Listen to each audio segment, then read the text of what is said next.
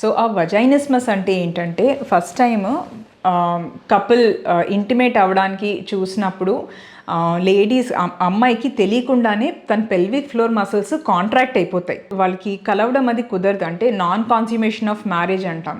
ఇది యూజువల్గా వాళ్ళ కంప్లైంట్స్ ఇనీషియల్గా రారు. చాలాసార్లు మేము ప్రెగ్నెన్సీ ప్లాన్ చేసుకుంటున్నాము, మాకు ప్రెగ్నెన్సీ కావాలనే కంప్లైంట్తో వచ్చి అప్పుడు వాళ్ళకి వెనకాల హిస్టరీ అడిగితే అప్పుడు వీళ్ళు ఈ కంప్లైంట్స్ అన్నీ బయట పెడతారు. సో ఈ ప్రాబ్లమ్స్ అవన్నీ చాలా వరకు ట్రీటబుల్ ప్రాబ్లమ్స్. ఈ ప్రాబ్లమ్స్ అన్నీ ఏంటంటే చాలా ఇంటిమేట్ ఇష్యూస్, యూజువల్గా డిస్కస్ చేయరు. అంటే వాళ్ళ ఫ్రెండ్స్తో కానీ ఇంట్లో వాళ్ళతో కానీ యూజువల్గా డిస్కస్ చేయరు. ఇవన్నీ సైలెంట్ ప్రాబ్లమ్స్. దీంట్లో వాళ్ళకి కొంచెం వాళ్ళు ఇమోషనల్గా కూడా డిస్టర్బ్ అవుతారు అండ్ వాళ్ళకి క్వాలిటీ ఆఫ్ లైఫ్ తగ్గిపోతుంది. సో ఈ ప్రాబ్లమ్స్ అవన్నీ గ్రే ఏరియా. అంటే దీంట్లో ఎక్కువ మందులు అవసరం పడవు అండ్ దీనికి పెద్ద సర్జరీస్ అవసరం పడవు.